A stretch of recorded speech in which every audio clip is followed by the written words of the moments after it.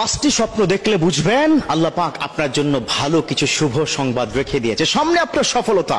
পাঁচটি স্বপ্ন, আল্লাহু আকবার। দেখুন বিশ্বনবীর হাদিস, তিনি স্পষ্ট করে কি বলে দিয়েছেন যে একজন মুমিনের নেক স্বপ্ন হচ্ছে নবুয়তের 46 ভাগের 1 ভাগ। সুবহানাল্লাহ। স্বপ্নে কিন্তু নবীর উপর কিন্তু কোরআনের আয়াত নাজিল হয়েছে। স্বপ্নটা খুব ইম্পর্টেন্ট।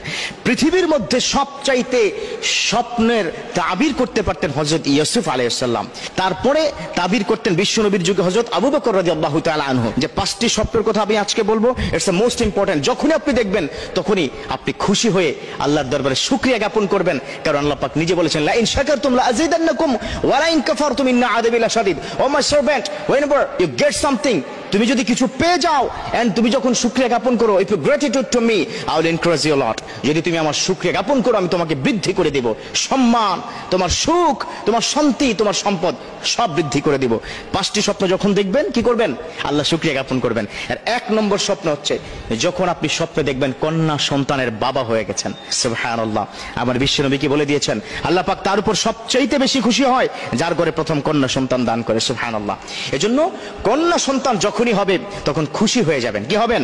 খুশি হয়ে যাবেন। স্বপ্নে দেখবেন, মনে রাখবেন very soon almighty will give you the success your life. আপনার লাইফটা সাকসেস করে দেবে কে?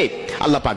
2 নম্বর, আল্লামা শির রাহমাহুল্লাহ তিনি কি বলে দিয়েছেন, 2 নম্বর বিষয়, যদি আপনি দেখেন কাবা ঘর তাওয়াফ করছেন, কি করছেন?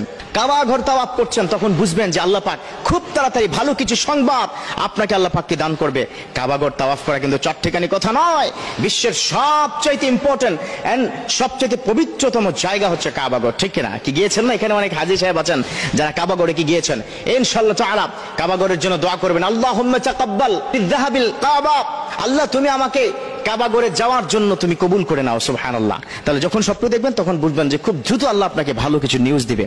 3 নম্বর স্বপ্নের কথা আল্লামা শির রাহমাহুল্লাহ তিনি কি বলে দিয়েছেন, যখন আপনি দেখবেন নামাজের ইমামতি করছেন, দেখবেন এখানে অনেকে আছে যারা ঠিকমতো নামাজ পড়েন না 5 ওয়াক্ত। আপনাদেরকে প্রায় আমি বলি যে প্লিজ যা কিছুই করেন but you should practise the 5 time prayer in every single day, কারণ এই নামাজ আপনাকে জান্নাত পর্যন্ত নিয়ে যাবে। কি হাদিস কি জানা নাই সবার? as-salatu মিফতাহুল জান্নাত, the Salah is the K for the জান্নাত। জান্নাতের চাবি হচ্ছে কি? নামাজ। 4 নম্বর স্বপ্ন হচ্ছে কোরআন তেলাওয়াত করতে দেখলে। আপনি যখন দেখবেন যে আপনি বসে বসে কোরআন তেলাওয়াত করছেন, স্বপ্নে দেখবেন, তখন বুঝবেন আলহামদুলিল্লাহ আল্লাহ হয়তো খুব তাড়াতাড়ি আমার অভাব অনটন দূর করে আমাকে শান্তিময় জীবন দান করবে। এজন্য শুকরিয়া জ্ঞাপন করবেন।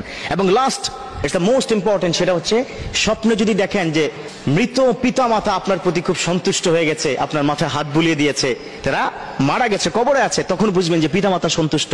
আর পিতা মাতা সন্তুষ্ট মানে কে সন্তুষ্ট? আল্লাহ সন্তুষ্ট। রাব্বুল আলামিন তিনি সন্তুষ্ট হয়ে যান।